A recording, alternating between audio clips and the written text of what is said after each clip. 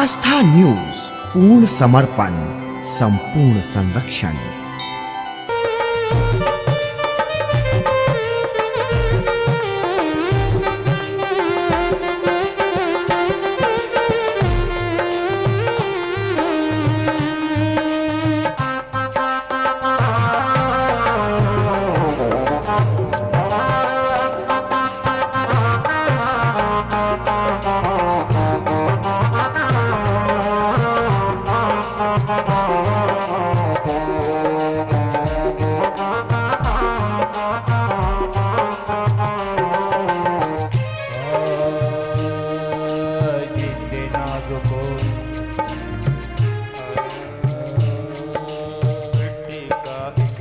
बनाए पूजे लोग लुगाए, मिट्टी का एक नाग बनाया पूजे लोग लुगाए, मिट्टी का एक नाग बनाया पूजे लोग लुगाए। और जिंदा नाग जब घर में निकले, जिंदा नाग जब घर में निकले, लाठी धमकइयो रे अनाड़ी दुनिया भजन बिना, भजन बिना केस करियो रे अनाड़ी दुनिया, भजन बिना केस करियो रे अनाड़ी दुनिया, भजन बिना केस करियो रे। महाराज, जब तक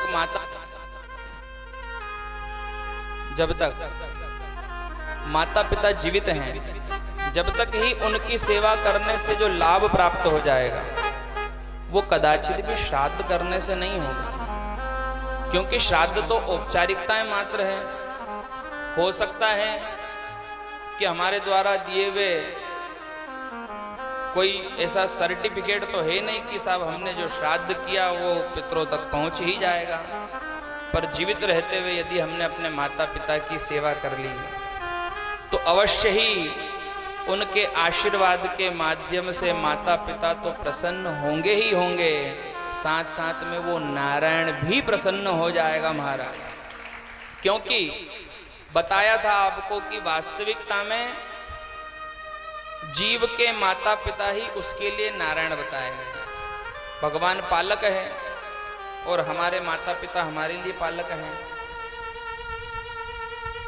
चाहे बड़ी बड़ी प्रक्रियाएं, बड़े बड़े श्राद्ध आदि के माध्यम से परमात्मा प्रसन्न हो चाहे ना हो, पर यदि वास्तविकता में वो अपने माता पिता परिवार की सेवा कर लिया करता है और बहुत कुछ नहीं करना है, क्या करना है, केवल उन्हें सम्मान प्रदान करे। आज के समय में महाराज धन ऐश्वर्य आदि ये तो अपनी अपनी व्यवस्था के अनुसार सभी के पास में है, परंतु कमी है तो सहानुभूति और सम्मान की। महाराज, यदि अपने माता पिता को आप सम्मान देना सीख गए तो समझ लेना कि हमने दुनिया की वो सारी चीजें सीख ली है जो हमें आगे चल करके सुख प्रदान करेगी। यदि हम अपने माता पिता को सम्मान देना सीख गए, अपने परिजनों को, अपने से बड़ों को यदि हम सम्मान देना सीख गए तो समझ लेना कि हमने वो सारी चीजें सीख ली है जो जीवन में हमको श्रेष्ठ वस्तुएं प्रदान करने वाली है। और इन्हीं माता पिता की सेवा से महाराज वो परमात्मा भी प्रकट हुआ, ये शास्त्र का प्रमाण है। पंढरपुर में पुंडलिक नाम का भगत था जो नित्य प्रतिदिन अपने माता पिता की सेवा किया करता है, और नियम था कि पंढरपुर में पंढरीनाथ का दर्शन करने भी जाना है। रोज दर्शन करने जाता, माता पिता की सेवा करता। धीरे धीरे धीरे धीरे समय व्यतीत होने लगा और माता पिता की वृद्धावस्था होने लगी। ऐसा समय का चक्का पलटा महाराज कि उस पुंडलिक भगत का पंढरपुर मंदिर में जाना छूट गया। क्यों? क्योंकि सारा दिन माता पिता की सेवा में ही बीत जाता, परंतु मंदिर नहीं पहुंच पाता। एक दिन की बात है, पंढरीनाथ भगवान के मन में विचार आया कि बाकी सब लोग तो प्रतिदिन नित्य दर्शन को आते हैं, पर मेरा एक भगत है जो आज तक बहुत दिन हो गए दर्शन को नहीं पधारा। जब ध्यान किया तो भगवान ने देखा कि वो तो माता पिता की सेवा में लगा है, अन्य किसी कार्य में लगा रहता तो भगवान उसकी चिंता नहीं करते, पर जब वह पुंडलिक अपने माता पिता की सेवा में लगा तो आज जगदीश को भी चिंता हुई और द्वार पर जाकर खड़े हो गए और आवाज लगाने लगे, अरे पुंडलिक मैं तुझसे मिलना चाहता हूं। पुंडलीक कहने लगा, भैया कौन हो, किससे मिलना चाहते हो? तो भगवान गेट पर से, द्वार पर से आवाज लगा रहे हैं कि मैं जगदीश हूँ। अब पुंडलीक ने सोचा कि कोई गांव का जगदीश होगा, कुछ काम होगा, कुछ लेने आया होगा। क्या करना है भैया, मैं अभी मेरे माता पिता के चरणों की सेवा कर रहा हूँ, अभी नहीं मिल सकता। बोले अच्छा कोई बात नहीं, तू जब निवृत्त हो जाएगा तब मैं तुझसे मिलूंगा, पर आज मिलकर ही जाऊंगा, मुझे तुझसे मिलना बहुत जरूरी है। पुंडलीक ने सोचा कि गेट पर, द्वार पर अतिथि खड़े, क्यों नहीं कुछ आसन देना चाहिए। तो जिस ईंट पर बैठ करके अपने माता पिता के चरणों की सेवा कर रहा था, वही ईंट उठा करके निकाल करके बाहर फेंकी और कहा कि कुछ देर इसे आसन समझकर इस पर खड़े रहो, जैसे मेरे माता पिता की नींद लगेगी मैं तुम्हें आकर के मिलता हूँ। अब पंडरीनाथ भगवान भी ईंट पर खड़े होकर के इंतजार कर रहे हैं महाराज। समय आने पर उसी पुंडलीक के माता पिता की नींद लगी और बाहर जाकर जो ही द्वार खोला महाराज, तो स्वयं पंडरीनाथ भगवान दर्शन देने आज उस पुंडलीक को पधारे हैं, केवल माता पिता की सेवा के कारण से। महाराज पूर्व समय में हम इन चर्चाओं को बहुत अधिक विस्तार से पूज्य गुरुदेव आदि के माध्यम से सुन चुके हैं, परंतु महाराज हमें अपने माता पिता का उपकार कभी नहीं भूलना चाहिए, क्योंकि वास्तविकता में उस परमात्मा ने अपनी ही प्रति छाया के रूप में हमारे घर में अपने माता पिता को विराजमान किया। हमारे घर में अपने माता पिता को विराजमान किया। साथ साथ में हमारा शास्त्र ये प्रमाण देता है कि यदि हमारे माता पिता जीवित हैं और प्रसन्न हैं, यदि हमारे माता पिता जीवित हैं और हमारे द्वारा दी हुई सेवा से वो प्रसन्न हैं,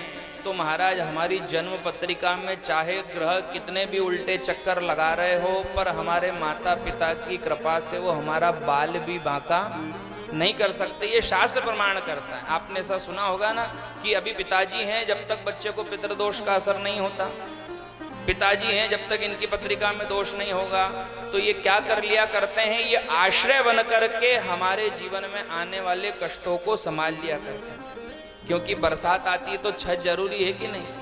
अगर छत नहीं होगी तो बरसात का कष्ट सहन कर पाओगे? नहीं कर पाओगे। और यदि जो बरसात छत के रहने पर आनंद प्रदान करती, छत बनी हुई है, खूब पानी गिर रहा है, घनघोर वर्षा हो रही है, आज तो मन में आया कि साहब भजिए खाना है, तो चलो आनंद से भजिए बनाएंगे, भजिए आनंद दे रहे हैं। और यदि सिर पर छत नहीं होगी तो भजिए खा पाओगे? भजिए आनंद देंगे? नहीं देंगे। इसलिए महाराज परमपिता परमात्मा श्री हरि नारायण इस श्रीमद् भागवत महापुराण के माध्यम से संसार के समस्त जीवों को आदेश करते हैं कि चाहे कोई देव पूजन हम कर पावे न कर पावे, जितने लोग भागवत जी सुन रहे हैं वो तो सुन ही रहे हैं, लेकिन साथ साथ में ये बात उन लोगों को भी सुनना चाहिए, उन लोगों को भी समझना चाहिए। हम सबके बीच में कुछ लोग ऐसे भी जिनको बहुत अधिक देव आराधना करने का समय नहीं है। भाई किसी को सुबह उठते से काम पर जाना है 9 बजे, कब उठेगा, कब वो अपने भोजन आदि की व्यवस्थाओं से निवृत्त होगा, कब निवृत्त होकर के देव आराधना करेगा और फिर कब काम पर जाएगा। दिन भर थक करके महाराज और नौकरी धंधा कर करके जब घर लौटेगा तो हो सकता है रात्रि के समय में कोई देव धर्म के कार्य कर पावे या न कर पावे, पर यदि महाराज 2 बोल अपने माता पिता से प्रेम के बोल लिए जाते हैं तो संसार की सारी पूजाएं संपन्न हो जाती। अगर केवल 2 प्रेम के बोल अपने माता पिता से बोल लिए तो महाराज दिन भर की सारी पूजाएं संपन्न हो जाती है। और जो जीव यह नहीं कर सकता महाराज, हमारा धर्म, हमारा शास्त्र इस बात का प्रमाण है कि लाखों करोड़ों रुपए खर्च करके भी वो जीव अपने माता पिता की सदगति का कारण नहीं बन सकता। क्योंकि महाराज पितृ देवता भी तो सोचेंगे ना कि जीवित रहते हुए ही नहीं दिया, तो अब क्या करेंगे इसको स्वीकार करके? जीवित रहते हुए ही नहीं दिया तो अब क्या करेंगे इसको स्वीकार करके? भगवान कृष्ण आज द्वारका के राज सिंहासन पर विराजमान होकर के मैया यशोदा को, नंद बाबा को याद कर करके विलाप करते हैं। और विलाप करते करते भगवान को अपने परम मित्र सुदामा की भी याद आती है। ये वही सुदामा हैं जब भगवान शिक्षा ग्रहण करने के लिए सांदीपनी ऋषि के आश्रम में गए थे और सांदीपनी ऋषि से जब शिक्षा ग्रहण कर रहे थे, उसी समय एक दिन की बात है कि जो गुरु माता थी उन्होंने अपने दोनों शिष्यों को लकड़ी लाने भेजा। और जब लकड़ी लाने भेजा है तो वहां से लकड़ियों को एकत्रित करके जब भगवान लौट रहे थे, उसी समय घनघोर वर्षा होने लगी। और घनघोर वर्षा में एक वृक्ष के नीचे बैठ करके दोनों मित्र भगवान कृष्ण और सुदामा जो हैं वर्षा का रुकने का इंतजार कर रहे थे। गुरु माता ने कुछ चने दिए थे। ऐसा बताया जाता है कि वे चने श्रापित थे, गुरु माता को भी कहीं से मिले थे। और उन चनों में ऐसा श्राप था कि जो भी इसको ग्रहण करेगा वो दरिद्र हो जाएगा। महाराज श्री हरि नारायण सुदामा से कहते हैं, बोले भैया मित्र एक बात बता, गुरु माता ने चने दिए हैं, क्या तेरे पास रखे हैं? सुदामा जी कहने लगे, बोले रखे तो हैं पर ढूंढना पड़ेंगे, पोटली बरसात में मैं उसे ढूंढ नहीं सकता। भगवान कहने लगे, बोले सुदामा यदि वो पोटली मिल जाए तो मुझे भी कुछ चने दे देना। सुदामा जी विचार करते हैं कि मेरे मित्र को तो आगे चलकर द्वारका का राज सिंहासन संभालना है, क्यों नहीं इन सारी चीजों को, इन सारी दरिद्रताओं को मैं ही स्वीकार कर लूं। और महाराज उस चने के माध्यम से संसार की सारी विपत्तियां आज सुदामा अपने माथे ले लेता है। और जो ही उन चनों को ग्रहण करता है, समय आने पर शिक्षा पूर्ण होती है। दोनों मित्र अपने अपने मार्ग पर जाते हैं। भगवान श्री हरि नारायण तो चक्रवर्ती सम्राट द्वारका के राज सिंहासन पर विराजमान होते हैं। और महाराज सुदामा की दीन दशा हो जाती है। धन की कमी होने के बाद भी सुदामा के पास में 6 गुण हैं। कितने गुण हैं? 6 गुण। सबसे पहला गुण, आज भी भगवान की मित्रता को भूला नहीं है, भगवान का मित्र है। दूसरा, ब्रह्म ज्ञानी है, परब्रह्म क्या होता है, वास्तविकता में परमात्मा क्या है इस बात को जानता है। विरक्त है, किसी भी चीज का लोभ नहीं है, किसी भी चीज का मोह नहीं है, शांत चित्त है। धन की कमी होने पर भी मन शांत बना रहता है। हम सबको यहाँ पर शिक्षा लेनी चाहिए। जैसे ही कुछ गड़बड़ आती कि मन अशांत होने लगता है, परंतु यहाँ पर सुदामा जी हमें बता रहे हैं कि जब कुछ नहीं हो तो जीव को शांत रहना चाहिए। प्रशांत आत्मा जितेंद्रिय महाराज सुदामा जी का स्वभाव है।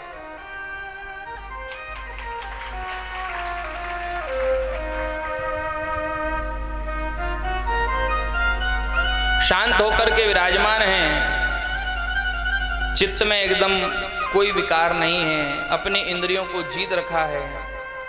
जब इच्छा रहती है तभी भोजन करने का आग्रह होता है, अन्यथा भोजन करने की बात मन में नहीं आती।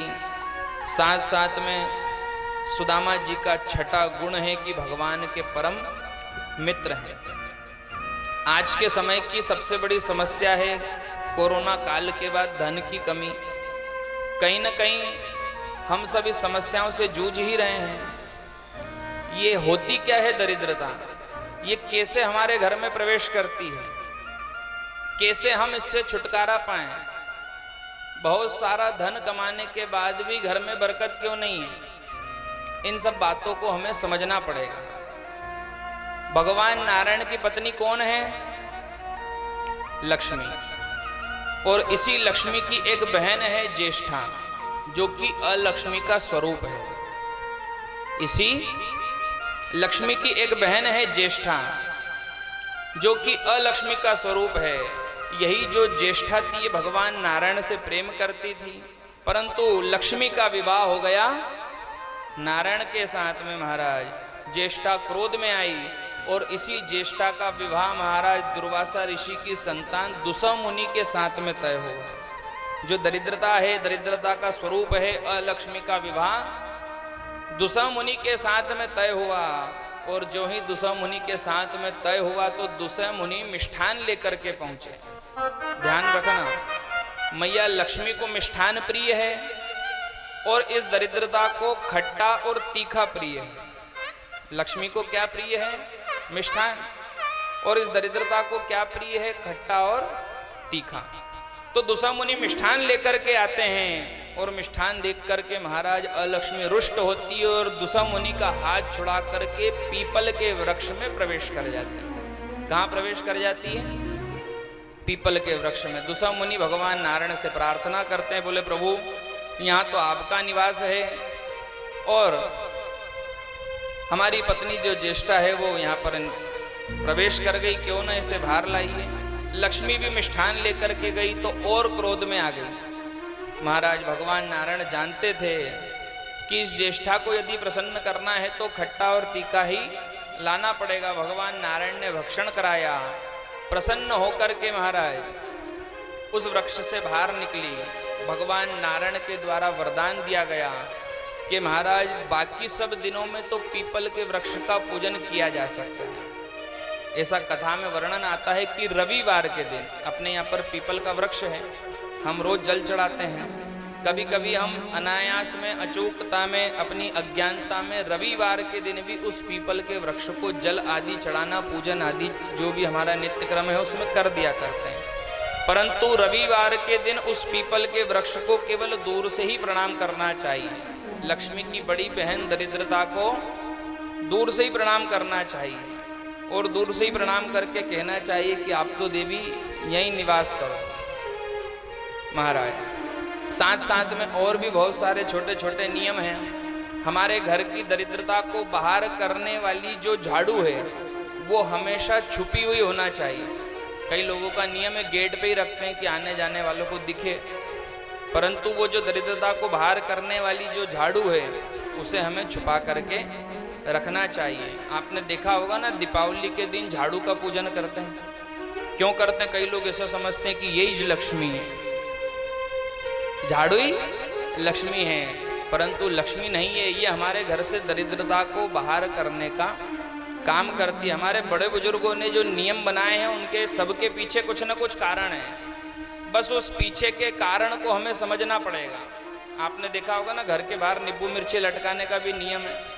व्यापार व्यवसायी जो लोग होते हैं वो नींबू मिर्ची लटकाते हैं। अब हमने उसका ऐसा मतलब निकाल लिया कि साहब नींबू मिर्ची लटकाने से नज़र नहीं लगेगी, क्योंकि नींबू मिर्ची वो दिखता भी वैसा ही है, नीचे भी मिर्ची, ऊपर भी मिर्ची और बीच में नींबू लटका दो तो हम समझते हैं कि नज़र नहीं लगेगी। परंतु महाराज शास्त्र प्रमाणित करता है कि जब संसार में लक्ष्मी और लक्ष्मी भ्रमण करने निकलती है तो महाराज जब वही दरिद्रता हमारे घर में प्रवेश करने का प्रयास करती तो नींबू मिर्ची उसका भोजन उसको वहीं मिल जाता है। तीखा और खट्टा पसंद है तो वहीं से भोजन करके चली जाया करती। और मिठाई का डब्बा कहाँ रखते हैं? फ्रिज में। तो जैसे ही लक्ष्मी को आवश्यकता लगती है, संसार में भ्रमण करने लगती, तो मिष्ठान ग्रहण करने के लिए वो हमारी रसोई में पधारती है और वहाँ यदि उसे भाव प्रकट होता है तो फिर वहीं पर आकर के वो विराजमान हो जाती है।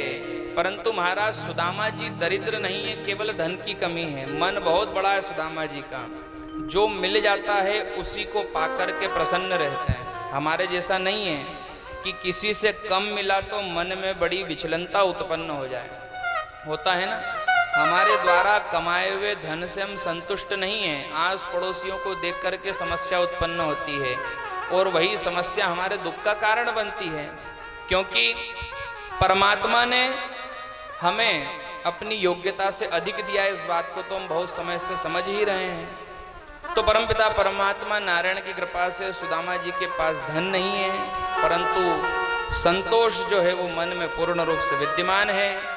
उसी संतोष को धारण करके सुदामा जी भगवान का भजन नित्य प्रतिदिन किया करते हैं। धीरे धीरे परमात्मा ने भी सुदामा से मिलने की इच्छा करी तो महाराज उसी इच्छा के चलते सुदामा जी के साथ में घटना घटित हुई कि बहुत समय बीत जाने के बाद भी सुदामा जी को भिक्षा मिलना धीरे धीरे बंद होती चली गई।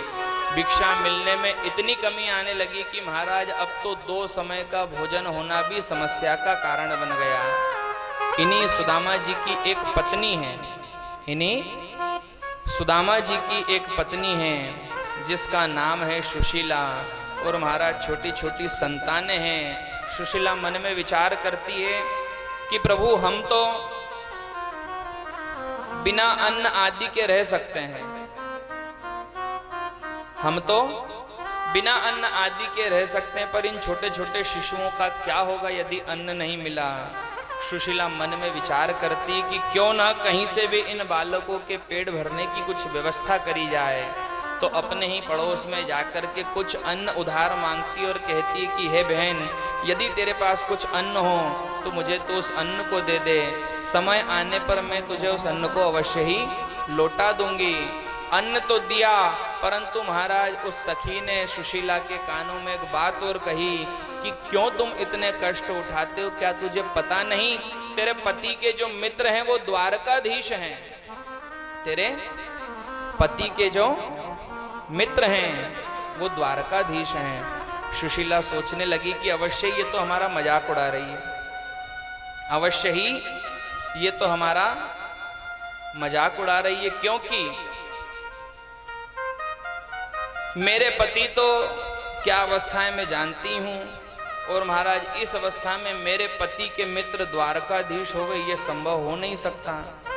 पड़ोसन ने कहा, बोले मैं सच कह रही हूँ बहन, तेरे पति के जो मित्र हैं वो द्वारकाधीश हैं। सुशीला कहती कोई बात नहीं बहन, अभी तो मुझे कुछ तो अन्न उधार दे, समय आने पर इस विषय में अपने पति से मैं अवश्य बात करूंगी। अन्न लेकर के आती है, भोजन पकाती है, और महाराज भोजन पका करके छोटे छोटे बालकों को भोजन करा के शयन कराती है। और जो ही सुदामा जी को भोजन कराने लगती है तो याद दिलाती है, बोले हे पतिदेव, हे सुदामा, मैं तुमसे एक बात पूछना चाहती हूँ स्वामी, मैंने ऐसा सुना है कि आपके मित्र द्वारकाधीश हैं। जो ही सुदामा जी ने मन में सुना कि मेरे मित्र द्वारकाधीश हैं तो सुदामा के नेत्रों से झरझर करके अश्रुपात होने लगे। द्वारकाधीश की याद आई। सुशीला कहने लगी, बोले प्रभु, आपको अपने मित्र की याद नहीं आती? क्या आपका मन नहीं करता कि जाकर के सुदामा जो है वो द्वारकाधीश से मिले? सुदामा जी कहते, बोले मन तो बहुत करता है, पर अपनी इस दुर्दशा उस मित्र को दिखा करके उसे दुखी नहीं करना चाहता। सुशीला ने कहा कोई बात नहीं, जाकर के आप केवल द्वारकाधीश के हालचाल जान आइए, क्यों नहीं हो सकता है केवल कृपा दृष्टि मात्र से ही वो आप पर कृपा कर देवें। सुदामा जी कहने लगे, मिलने का तो मन मेरा भी बहुत है, पर करूं क्या, मेरे पास में उसे देने के लिए कुछ है नहीं।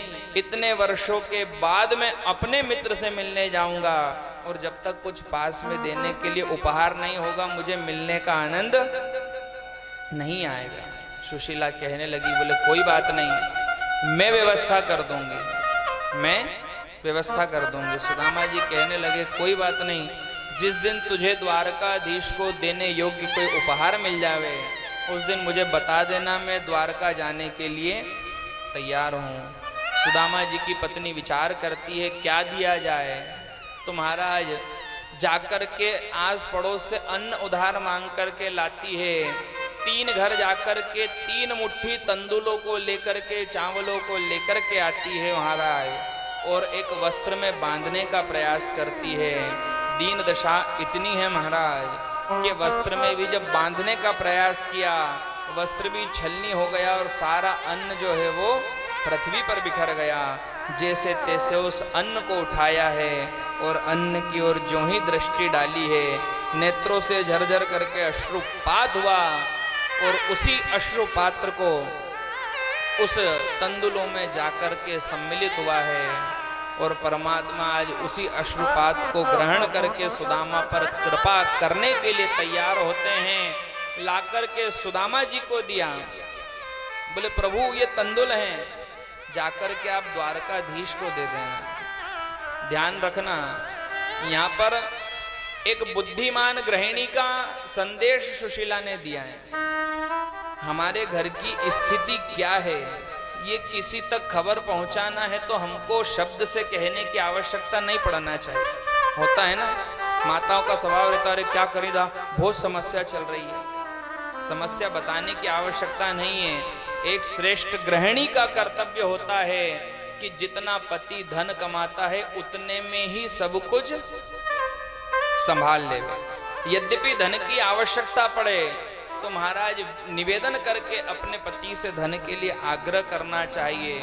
और यदि संकट के समय में किसी को बताना भी पड़ जाए तो मुख से कुछ कहना ना पड़े महाराज, ये श्रेष्ठ गृहिणी का कर्तव्य होता है। और सुशीला ने आज एक श्रेष्ठ गृहिणी का कर्तव्य निभाया है कि मुख से द्वारकाधीश को कहना नहीं पड़े कि हमारी दीन दशा क्या है, 3 घर से 3 मुट्ठी चावल मांग करके लाए।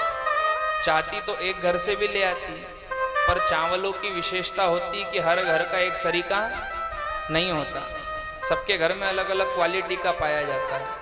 तो महाराज 3 घर से 3 मुट्ठी तंदुल मांग करके लाई, वस्त्र में बांधा, अपने अश्रु पात्र के साथ में सुदामा को सौंप दिया।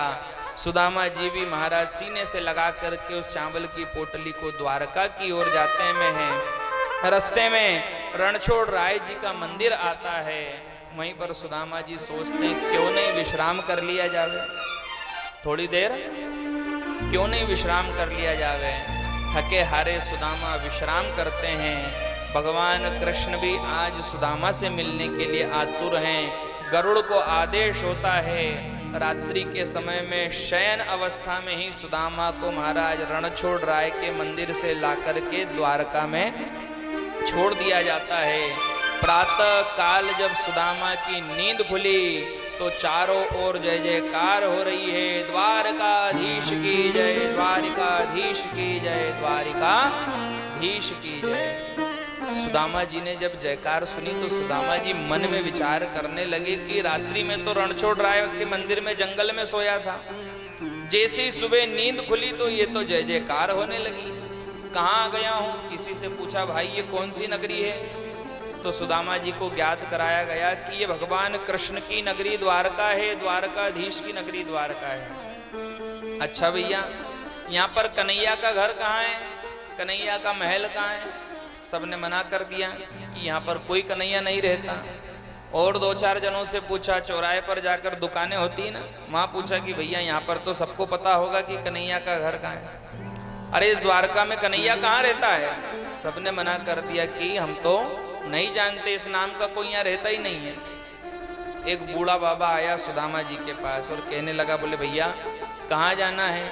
सुदामा जी कहने लगे कि मेरे बचपन का एक मित्र है कन्हैया, मुझे ऐसा पता चला है कि वो इसी द्वारका नगरी में रहता है और यहाँ का राजा भी है, पर यहाँ तो कोई पता बताने के लिए तैयार ही नहीं। उस बूढ़े बाबा ने बताया कि बात तो तुम सही कह रहे हो, पर तुम्हारा तरीका गलत है। जिस कन्हैया को तुम कन्हैया के नाम से जानते हो आज वो कन्हैया नहीं है, वो तो श्री श्री 1008 चक्रवर्ती सम्राट द्वारकाधीश के रूप में विराजमान है। अगर किसी से पूछोगे कि द्वारकाधीश का महल कहाँ है तो तुम्हें तुरंत बता देगा। सुदामा जी के मन में विचार आया कि इतने बड़े राजा से मिलने जाना है, और महाराज जैसे ही पूछा कि द्वारकाधीश का महल कहाँ है तो महाराज तुरंत ही कई लोगों ने इशारा करके बताया कि यहाँ पर जो सबसे बड़ा ध्वज और सबसे बड़ा शिखर दिखाई दे रहा है वही द्वारकाधीश का महल है। सुदामा जी जाते हैं और जाकर के द्वारका के द्वार पर खड़े होते हैं। द्वारपाल खड़े हुए हैं और द्वारपाल जैसे ही खड़े हैं तो वही द्वारपाल सुदामा जी को कुछ समय विश्राम करने के लिए कहते हैं। कई लोग कथा में ऐसा भी कहते हैं कि द्वारपालों ने सुदामा जी को धक्का दिया और भगा दिया, पर पहले ये द्वारपाल जानते हैं कि बड़ी मुश्किल से मुक्ति मिली है। ये द्वारपाल जानते हैं कि बड़ी मुश्किल से मुक्ति मिली है। एक बार ब्राह्मणों का अपमान करा था, सनक सनंदन सनातन सनत कुमार ऋषि आए थे और भगवान से मिलने नहीं दिया, अपमानित करके भगा दिया, तो बदले में 3 जन्म तक राक्षस बनना पड़ा। जब से द्वारपालों ने ब्राह्मण का अपमान करना बंद कर दिया महाराज, और भगवान तो ब्राह्मणों के इतने प्रिय हैं। आप सबने देखा ना, भृगु जी ने छाती पर लात मार दी। भृगु जी महाराज ने क्रोध में आकर के छाती पर लात मार दी तो भगवान भी विचार करने लगे कि वाह देवता, आज तो क्या कृपा करी है, शरीर पर शंख चक्र गदा पद्म ये तो सब धारण थे ही सरी, पर ब्राह्मण के चरण मेरे हृदय पर स्थापित नहीं थे। आज तो आपने कृपा करी है जो अपने चरणों को मेरे वक्ष स्थल पर विराजमान किया। इतने बड़े ब्राह्मण और गव के प्रिय द्वारकाधीश आज सुदामा का इंतजार कर रहे हैं। द्वारकाधीश कहते हैं द्वारपालों से कि द्वार पर कौन आया है। द्वारपाल जाकर के सूचना देते हैं, बोले प्रभु कोई ब्राह्मण है जो आपसे मिलना चाहता है। भगवान ने पूछा कौन है। भगवान जानते हैं कि द्वार पर सुदामा ही खड़ा है, परंतु उन द्वारपालों से अपने मित्र की दशा जानना चाहते हैं। तो महाराज वे मित्र, वे द्वारपाल भगवान कृष्ण के मित्र सुदामा के बारे में क्या कहते हैं। के शीश पगा न जगा तन पे। प्रभु एक ब्राह्मण खड़ा हुआ है, न तो सिर पर पगड़ी है, न कोई ठीक से कपड़े पहन रखे हैं, परंतु प्रभु उसकी दुर्दशा क्या कहें हम आपसे। के शीश पगा न जगा तन पे, और प्रभु जाने को आही बसे के ही ग्रामा। और धोती फटी सी लुट्टी दुपट्टी अरो, पाया उपासन की नहीं सामा। अरे धोती फटी सी लुट्टी दुपट्टी अरो, पाया उपासन की नहीं सामा। नाम क्या है उस ब्राह्मण का? भगवान पूछ रहे हैं द्वारपालों से, नाम क्या है? तब जाकर के महाराज द्वारपाल बताते हैं कि द्वारी खड़ो द्विज दुर्बल एक, के द्वारी खड़ो द्विज दुर्बल एक, और रही चाकी शोभ सुधा अभिरामा। और पूछत दीन दयाल को धाम, बतावत आपनो नाम सुदामा। अरे पूछत दीन दयाल को धाम, बतावत आपनो नाम सुदामा। जैसे ही सुना भगवान ने कि सुदामा आया है महाराज, झटक करके द्वारका के राज सिंहासन से खड़े हुए इतनी जोर का झटका दिया कि मुकुट वहीं गिर गया, सारे केश खुल गए महाराज। और भगवान जब दौड़ लगाने लगे, सुदामा आया है, सुदामा आया है, सुदामा आया है। शरीर का पीतांबर छुट गया जो हीरे मोती बनने नाना प्रकार के जवाहरातों से जड़ा हुआ था। जब द्वारकाधीश चलते थे तो आगे कालीन बिछ जाया करते थे, वो कालीन बिछाने वाले पीछे रह गए। जब भगवान चलते थे तो छत्र साथ चला करते थे, वो छत्र लगाने वाले पीछे रह गए। चमर डुलाने वाले साथ चलते थे, वे पीछे रह गए। और आज अकेले कन्हैया सुदामा आया है, सुदामा आया है कह करके सुदामा की ओर बढ़े और अपने हृदय से लगा करके अपने महाराज मित्र को झूम झूम करके गले से लगा करके नेत्रों से अश्रुपात करने लगे। यहाँ पर महाराज भगवान ने विचार किया कि ये सुदामा पोरबंदर से चला और द्वारका तक केवल मेरे नाम का कीर्तन करते करते आया है, तो मेरा भी कर्तव्य बनता है कि ज्यादा दूर तो नहीं पर अपने राज सिंहासन से द्वार तक यदि मैं जाऊं तो अपने मित्र के नाम का जाप करते जाऊं। तो महाराज उधर से सुदामा भगवान के नाम का जप कर रहा है कि कन्हैया से मिलना है, कन्हैया से मिलना है, और इधर भगवान भी अपना कर्तव्य निभा रहे हैं कि सुदामा आया है, सुदामा आया है। जाकर के गले से लगाया महाराज, ला करके अपने राज सिंहासन पे विराजमान किया। अपने मित्र से हालचाल पूछे, भैया तूने आने में देर क्यों कर दी, इतने समय तक क्यों नहीं आया? सुदामा भगवान की ओर देखता है, बोले कन्हैया तू तो द्वारकाधीश बन गया है, तुझे अपने मित्र की याद नहीं है, इस समय आने पर तू ही मिलने आ जाता। भगवान ने यहाँ पर भी संकेत करा कि जब तक दृष्टिपात नहीं कराएंगे, जब तक कृपा के बारे में दृष्टिपात नहीं होगा तब तक उस भगवान तक हमारी खबर पहुंचने वाली नहीं है। अभी श्राद्ध के समय में सबकी दाढ़ी कटिंग बढ़ रहे हैं ना, 16 दिन के उपास चल रहे हैं, फिर नवरात्रि में भी चालू हो जाएंगे। 1 साल तक मत बनाओ, 1 साल तक बना भी मत, चाहे पुरुष हो चाहे स्त्री हो, जो भी कटिंग आदि की व्यवस्था करते हैं बना भी मत 1 साल तक। ऐसा हो सकता है कि वो जो काटने वाला वो तुम्हारे घर आ जाए। 1 साल तक मत बनाओ, कि नहीं बनाना हमको तो, न दाढ़ी बनाएंगे न कटिंग, तो भले बाबा जी बन के घूमो, पर वो काटने वाला घर आएगा क्या? आप विचार करो, जब ये साधारण केश कटाने के लिए हमको किसी की दुकान पे जाना पड़ता है, तो पाप कटवाने के लिए भी तो इसकी दुकान पे आना ही पड़ेगा। ये भी तुम्हारे घर आके थोड़ी पाप काट देगा।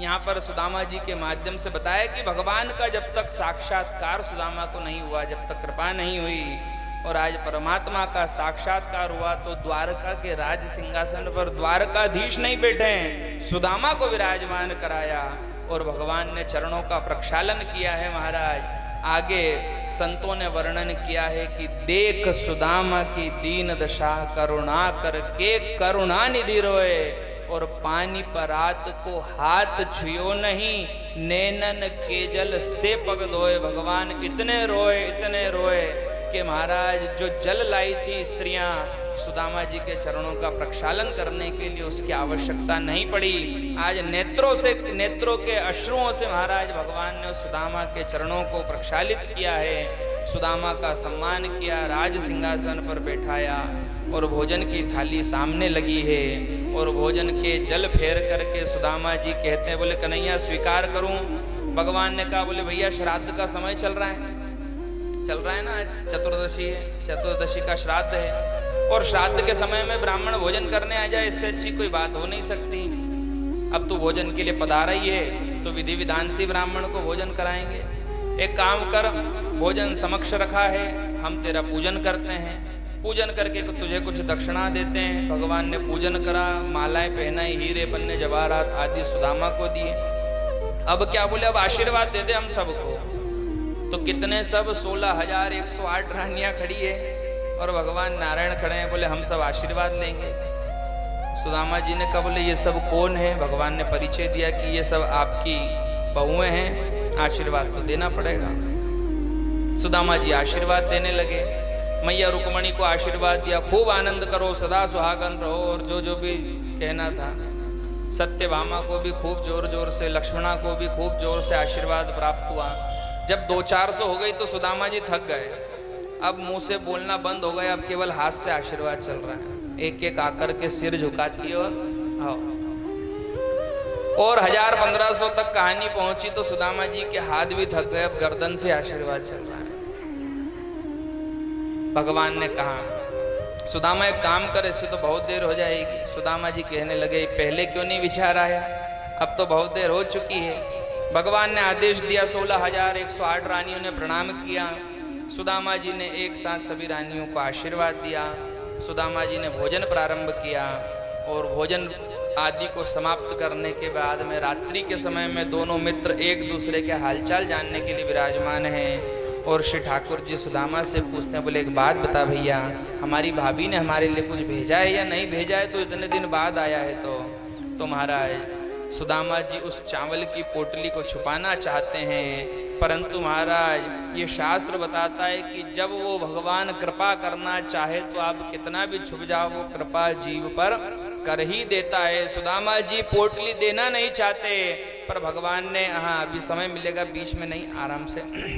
सुदामा जी पोटली को देना नहीं चाहते हैं, फिर भी महाराज आज भगवान कृष्ण जो है सुदामा जी से उन तंदुलों की पोटली को छीनते हैं और छीन करके महाराज जैसे ही एक मुट्ठी तंदुल को ग्रहण किया तो सुदामा जी को एक लोक का राज्य प्रदान कर दिया। दूसरी मुट्ठी को ग्रहण करते ही दूसरे लोक का राज प्रदान कर दिया। और जो ही तीसरी मुट्ठी को ग्रहण करने वाले थे तो रुक्मणी ने आकर के हाथ पकड़ लिया, बोले प्रभु ये भी यदि आपने ग्रहण कर लिया तो हम सब 16,108 और हमारे बच्चे भी सुदामा के दास दासी बन जाएंगे। कम से कम एक व्यवस्था तो हमारे पास रहने दो, कुछ प्रसाद तो हमारे लिए भी छोड़ दो। महाराज प्रसाद को छोड़ा है और सुदामा जी पर कृपा कर दी है परमात्मा ने। सुदामा जी को ज्ञात नहीं है कि उस परमात्मा ने क्या दे दिया है। और महाराज सुदामा जी कुछ समय द्वारका में अपने मित्र के साथ विराजमान होते हैं। समय आने पर यही सुदामा जी भगवान श्री कृष्ण से कहते हैं, बोले कन्हैया मेरा तो भोजन भी हो गया, पूजन भी हो गया, सब हो गया, पर मुझे सुशीला की चिंता है, मुझे सुशीला की चिंता है, उसने अभी तक भोजन नहीं किया होगा, मुझे जाना पड़ेगा। भगवान कहते बहुत अच्छी बात है, अगली बार आओ तो भाभी जी के साथ आना।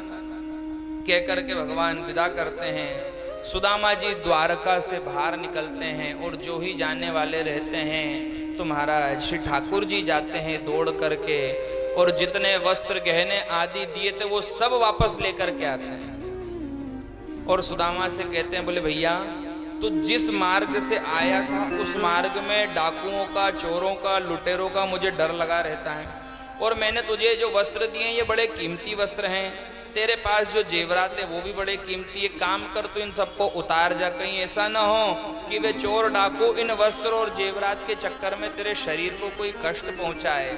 जिस फटी धोती को पहन करके आया था वही तू पहन करके वापस चले जा। सुदामा जी भी विचार करने लगे कि कन्हैया तो कन्हैया ही है, परंतु सुदामा जी के मन में धन का कोई रोष नहीं है। अपने द्वार पर पहुंचते हैं तो जिस स्थान पर छोटी सी कुटिया बनी थी, तंदूलों के बदले में आज परमपिता परमात्मा श्री हरि नारायण महाराज ऐसी कृपा करते हैं कि महाराज जितना सुंदर महल द्वारकाधीश का बना हुआ है, उतना ही सुंदर महल उस स्थान पर बन जाता है जहाँ पर सुदामा जी की कुटिया विद्यमान है।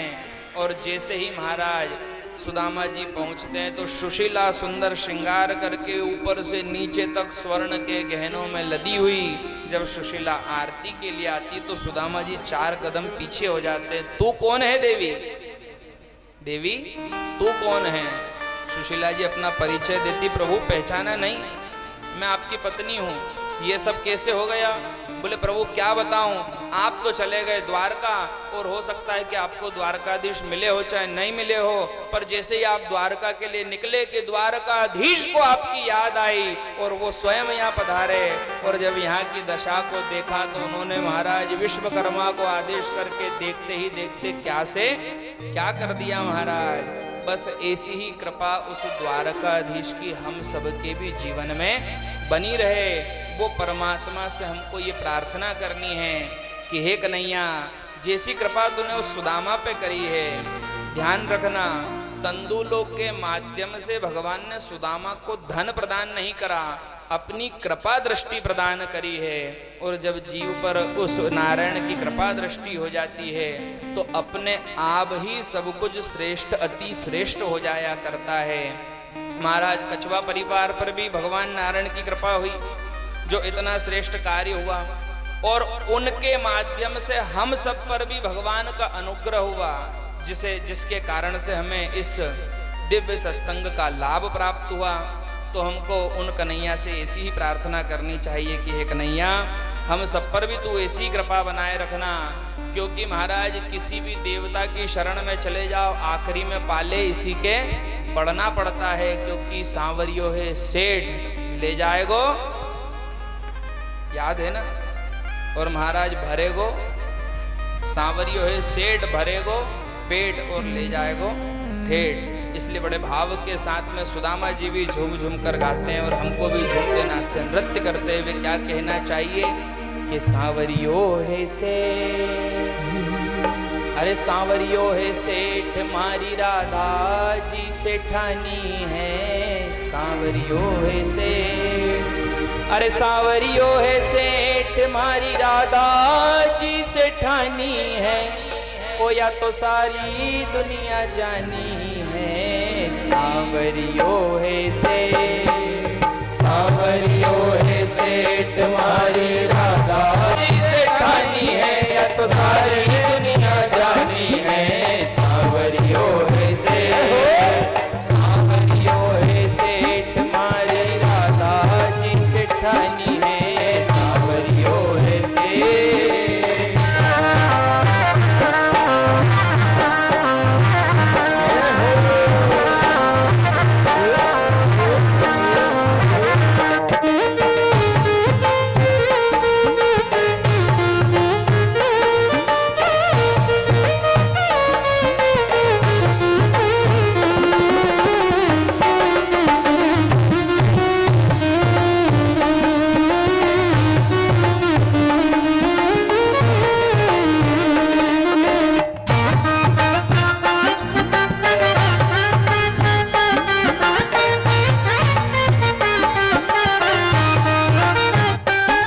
राजाओं के राजा महारानी की रानी, सिर मोरे मुकुट साजे हो, राजाओं के राजा महारानी की रानी, सिर मोरे मुकुट साजे हो, दरबार निराला हर बात निराली, सारे जग में साजे हो, दरबार निराला हर बात निराली, सारे जग में साजे हो, सोने पल में सेठ, सोने पल में सेठ, सोने पल में सेठानी है, सोने पल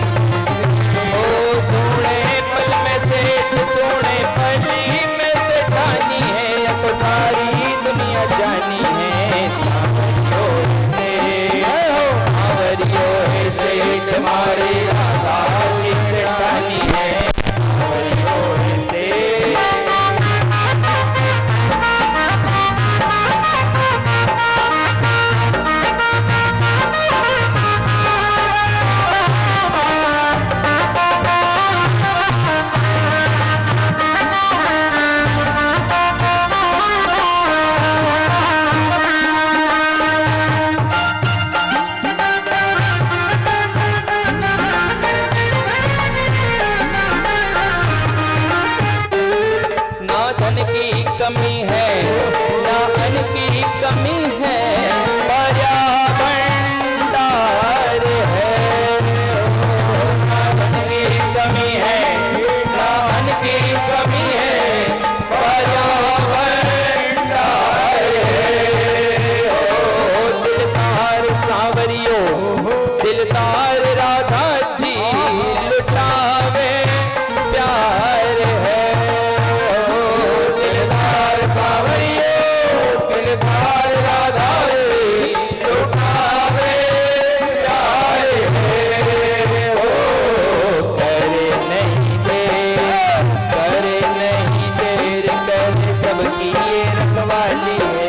करे नहीं देर, करे नहीं देर, करे सबकी ये रखवाली है। ये तो सारी दुनिया जानी है। सांवरियों से, सांवरियों से तुम्हारी राधा जी से जानी है। सांवरियों से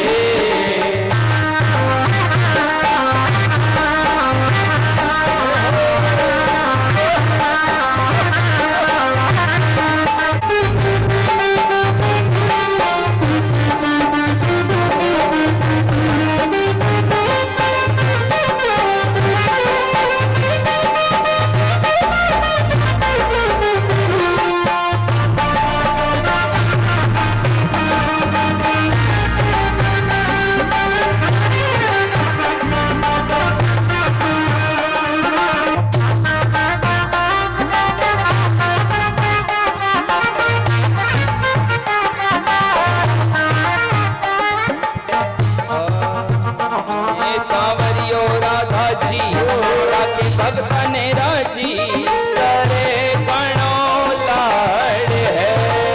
ओ सांवरियो राधा जी राखे भगत ने राजी, करे गणो प्यार है। ओ भंडार लुटावे, सब बात बतावे, भगतारो ताज है। सब बात बतावे, सब बात बतावे, भगतारो ताज है। छप्पर फाड़, देवे छप्पर फाड़ नहीं सो कोई जानी है। देवे छप्पर फाड़, देवे छप्पर फाड़ नहीं सो कोई जानी है। ये तो सारी दुनिया जानी है। सांवरियों से, सांवरियों से तुम्हारी राधा की सिखानी है। सांवरियों से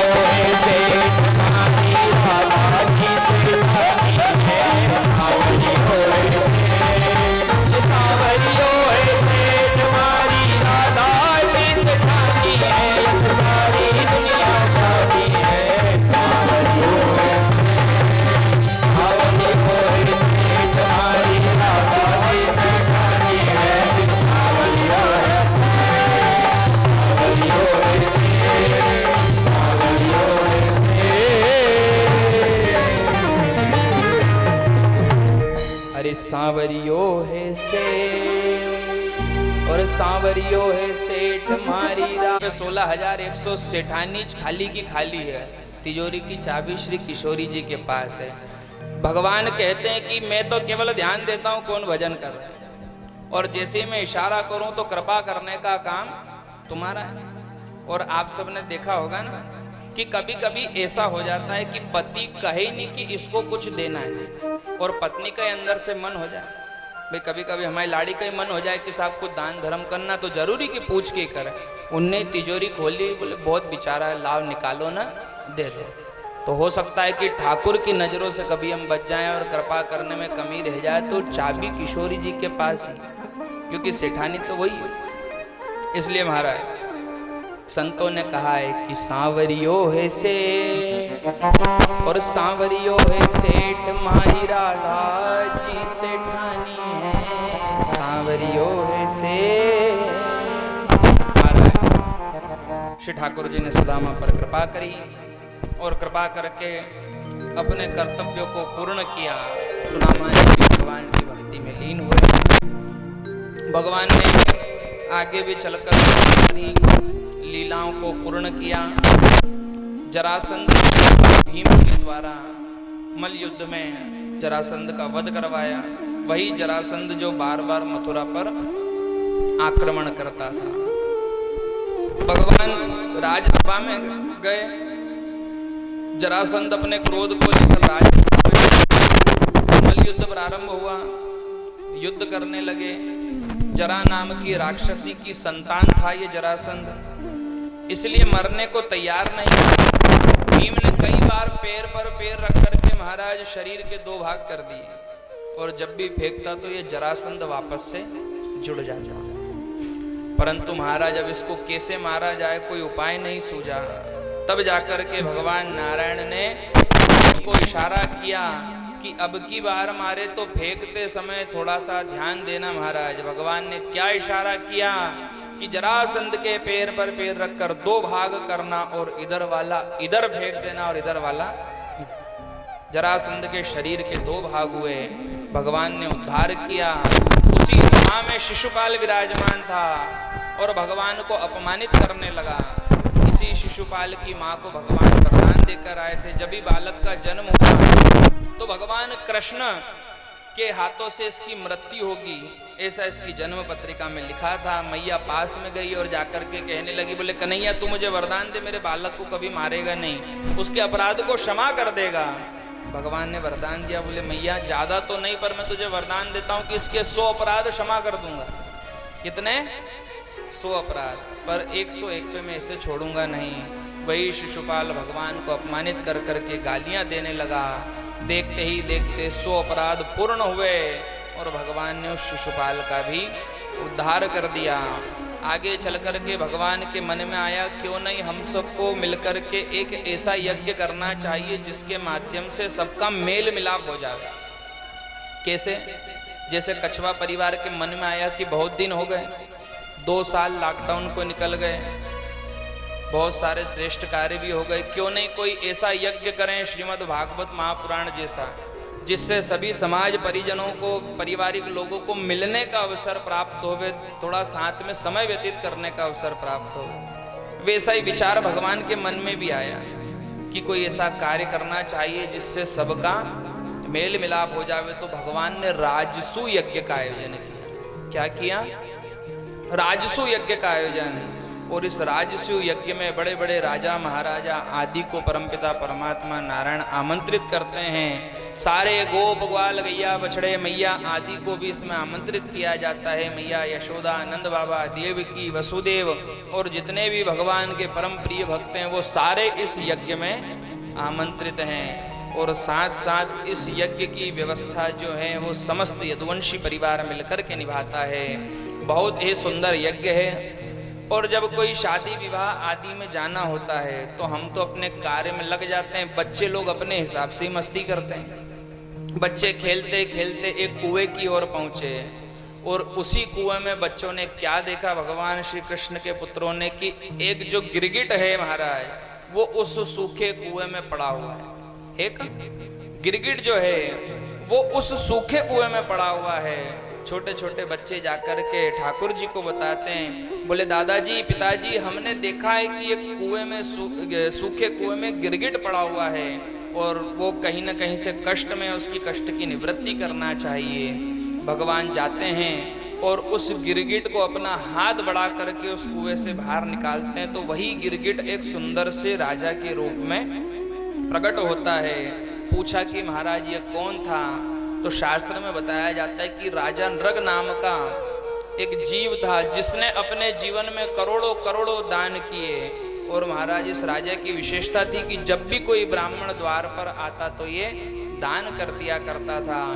किसी दूसरे की वस्तु का भूलवश, महाराज एक गाय किसी और की थी, इसकी संपत्ति थी नहीं, और भूलवश किसी और की गौ का इस राजा ने नृग ने दान कर दिया। महाराज जो गौ का स्वामी था वो आया और आकर के कहने लगा कि आपने मेरी गौ का दान कैसे कर दिया? ये गाय तो मेरी है और इसका दान आपने कर दिया। राजा नृग ने क्षमा मांगी कि मैं तुझसे क्षमा मांगता हूँ, मैं तुझे इस गाय के बदले में ऐसी 1000 गाय दूंगा, पर ये गाय तो मेरे आधिपत्य में दे दे, इसका दान मैंने कर दिया है। अब जो ब्राह्मण गाय को लेकर के गया था वो भी झगड़ा करने लगा महाराज कि आपने मुझे गाय दान की है। राजा नृग ने ब्राह्मण से प्रार्थना करी कि तू ये गाय वापस ले ले, इसके बदले में तुझे 1000 गाय का दान करता हूँ। जिसकी गाय है न तो वो मानने को राजी है, न ब्राह्मण देवता मानने को राजी है। बदले में श्राप मिला कि ये राजा दान करके भी अपनी बात से पलट जाता है। हम तुझे श्राप देते हैं कि तू गिरगिट की योनि में चला जा।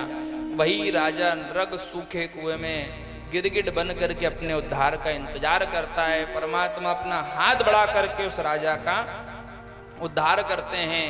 आगे चल करके महाराज जब राजसु यज्ञ संपन्न होने की तैयारी में था, उसी समय छोटे छोटे बालक अपने पेट पर कपड़ा बांधते हैं। सांब नाम का भगवान का एक पौत्र है, उसके पेट पर कपड़ा लपेटा जाता है और वो जाकर के ऋषि मुनियों का अपमान करने लगता है। कभी कभी आपने देखा होगा ना, बच्चे जब मस्ती में आ जाते हैं तो अज्ञानतावश संत ब्राह्मण आदि का अपमान कर दिया करते हैं।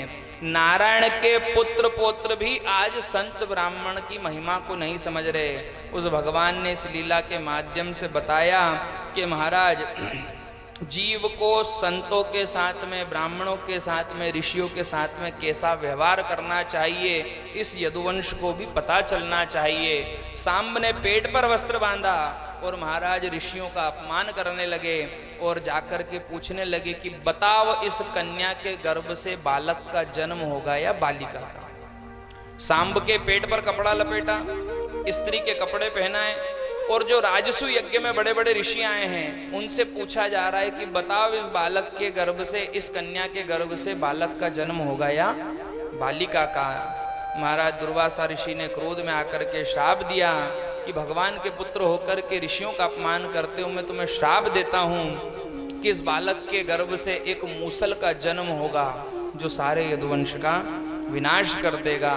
सांब आदि जो मित्र थे वो घबराए और घबरा करके जब अपने नित्य निवास पर पहुंचे हैं राजसु यज्ञ में, तो उसी राजसु यज्ञ में जब उस सांब के वस्त्र को खोला गया तो उसके उदर से एक मूसल का जन्म हुआ। भगवान को बताया गया कि प्रभु ऐसा श्राप मिला है कि मूसल का जन्म होगा और ये मूसल निकला है। महाराज भगवान जानते थे कि यही मूसल समस्त यदुवंश का विनाश का कारण बनेगी। भगवान ने आदेश दिया कि इस मूसल को घिसवाया जाए, इस मूसल को घिसवाया जाए। उस मूसल को घिसाने लगे, इतना घिसा कि अंत में एक खील बची और खील को समुद्र में फेंक करके समस्त यदुवंश ये विचार करने लगा कि बड़े बड़े शस्त्र चलाने वाले इस यदुवंश में विराजमान ये छोटी सी खील हमारा क्या बिगाड़ लेगी। समुद्र में फेंक दिया। उसी खील को एक मछली ने ग्रहण किया, वही मछली एक बहेलिये ने पकड़ी और बहेलिये ने जब मछली को चीरा तो वही खील निकली। बड़ी सुंदर कील है, इससे तो मैं शिकार करूंगा, ऐसा भाव रख करके अपने धनुष के अग्रभाग में उसे विराजमान करके शिकार की खोज में निकला। इधर महाराज परमपिता परमात्मा नारायण जानते हैं कि अब समय पूर्ण हुआ है और समय पूर्ण होने के बाद में मुझे यहाँ से इस धराधाम से अपनी लीलाओं को संपन्न करके गोलोक में जाकर के निवास करना ही होगा। उद्धव जी महाराज आते हैं और उद्धव जी महाराज आकर के विराजमान होते हैं, भगवान की विभूतियों को जानना चाहते हैं कि प्रभु आप जब इस धराधाम को छोड़ करके गोलोक में निवास करोगे और यदि आपसे मिलने का मन हुआ तो कहाँ जाएंगे। तब जाकर के परमात्मा उपदेश करते हैं महाराज कि वृक्षों में अश्वत्थ के रूप में मैं विराजमान हूँ, मनुष्यों में ब्राह्मण के रूप में मैं विराजमान हूँ, पशुओं में गव के रूप में मैं विराजमान हूँ, नदियों में गंगा के रूप में मैं विराजमान हूँ, वन में मधुबन में मैं विराजमान हूँ। और महाराज कहीं मिलूं चाहे न मिलूं, पर जिस जगह श्रीमद् भागवत महापुराण का सत्संग चल रहा हो उद्धव वहां जाकर के ढूंढ लेना, वहां मैं सदैव तुम्हें विराजमान मिलूंगा। जिस जगह पर श्रीमद् भागवत महापुराण का सत्संग चल रहा हो उस जगह पर जाकर के मुझे खोज लेना, मैं अवश्य ही तुम्हें मिलूंगा। महाराज उद्धव जी को अपनी विभूतियां बताई। इधर सुखदेव मुनि राजा परीक्षित से पूछता है, बोले प्रभु आप एक बात बताइए, मैंने ऐसा सुना है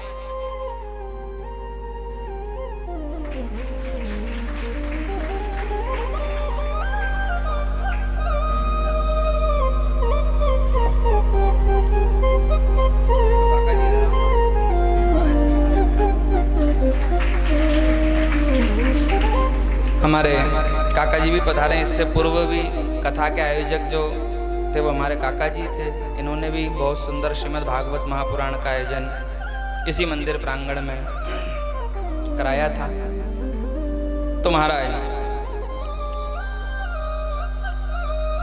राजा परीक्षित सुखदेव मुनि से प्रार्थना करने लगा, बोले प्रभु मैंने ऐसा सुना है कि दत्तात्रेय भगवान ने बहुत सारे गुरु बनाए, ये क्या लीला है। तब जाकर के सुखदेव मुनि राजा परीक्षित से कहते हैं कि जीव के जीवन में दीक्षा प्रदान करने वाला गुरु हो चाहे न हो, पर शिक्षा प्रदान करने वाले गुरु अनेक हो सकते हैं। जिस जीव से हमें शिक्षा मिले वहीं से शिक्षा ग्रहण कर लेना चाहिए। दत्तात्रेय भगवान ने जाकर के कोई बहुत ज़्यादा लंबे प्रपंच नहीं बनाए, हम सब ने गुरु बना करके और एक व्यवस्था को केवल पूर्ण किया कि हमें क्या करना चाहिए और क्या नहीं करना चाहिए। साल भर में एक बार गुरु महाराज को याद करते हैं गुरु पूर्णिमा के दिन, उसके बाद में तो तुम जानो तुम्हारी लीला जाने, हमको कहीं लेना देना होंगे गुरु महाराज। पर दत्तात्रेय भगवान ने शिक्षा ग्रहण करी, पृथ्वी से शिक्षा ग्रहण करी जीव की रक्षा करना, चंद्रमा से शिक्षा ग्रहण करी सदा शीतल बने रहना, सूर्य से शिक्षा ग्रहण करी सदा परोपकार करना, सर्प से भी शिक्षा ग्रहण कर ली। सर्प से क्या शिक्षा ग्रहण करी पता है आपको? सर्प का स्वभाव होता है कि सदैव अकेले विचरण करता है। कभी आपने 4-5 सर्पों को एक साथ जाते हुए नहीं देखा होगा। ये सर्प भी हमें शिक्षा देता है कि यदि धर्म के मार्ग पर चलना है तो अगल में बगल में आगे पीछे देखने की जरूरत नहीं है, श्रेष्ठ मार्ग पर अकेले चल पड़ो, अवश्य ही एक दिन वो परमात्मा तुम्हारे समक्ष खड़ा होगा। महाराज सर्प से शिक्षा ग्रहण करी, मधुमक्खी से भी शिक्षा ग्रहण करी कि ज़्यादा संसार के चक्कर में नहीं पड़ना, ज़्यादा बड़ा जाला बनाएंगे तो अपने ही निकलने में दिक्कत आएगी। मधुमक्खी क्या करती, खूब बड़ा बना लिया और उसी में फंस के मर जाती है। तो मधुमक्खी से शिक्षा ग्रहण करी कि संसार में आए हो तो ज़्यादा बड़ा जाल बुनने के चक्कर में मत रहो, जितना छोटा रहेगा उतनी जल्दी निकल सकेंगे, ज़्यादा बड़ा कर लिया तो निकलने में दिक्कत आएगी। महाराज हिरण से शिक्षा ग्रहण करी कि चाह की निवृत्ति में ज़्यादा भटकने की आवश्यकता नहीं है। हिरण क्या करता है, बोले बहुत सारी कष्ट देने वाला भोजन कौन करे, घास की केवल कोमल पत्तियाँ, हिरण की आदत होती घास होती है ना, तो उसके सबसे ऊपर जो उसका कोमल भाग होता है उसको ग्रहण करता है। अब बहुत सारी घास में से केवल इतना सा कोमल भाग निकलता है, अब उसको ग्रहण करने के लिए दूर दूर तक जाना पड़ता है और अपने क्षेत्र को छोड़कर किसी सिंह के क्षेत्र में प्रवेश करता है, आक्रमण होता है और बदले में मृत्यु प्राप्त हो जाती है। तो चाह की निवृत्ति नहीं करना महाराज। और भी बहुत सारी शिक्षाएं ग्रहण करी, बाण बनाने वाले से शिक्षा ग्रहण करी कि कितने एकाग्र चित्त से ये बाण बनाता है महाराज, कि कदाचित भी इसमें कोई चूक नहीं हो सकती महाराज। और भी बहुत सारे जीवों से शिक्षा ग्रहण करके दत्तात्रेय भगवान के उपदेश को सुखदेव मुनि ने राजा परीक्षित को श्रवण कराया। इधर राजा परीक्षित भगवान के गोलोक धाम की कथा को सुनना चाहता है। सुखदेव मुनि बताते हैं कि वही बहेलिया जिसे वो कील मिली थी, अपनी कील को बाण में लगा करके महाराज प्रभु को उद्धार करने के लिए आता है। भगवान राजसूय यज्ञ को समाप्त करने के बाद अपने राज सिंहासन पर विराजमान होते हैं और महाराज सभी यदुवंशियों पर कृपा दृष्टि करते हैं। और वही मूसल को जब रितवाया गया था तो उसी मूसल से ईरा नाम की एक घास उत्पन्न होती है। देखते ही देखते सभी यदुवंशियों की मति में कलयुग निवास करता है।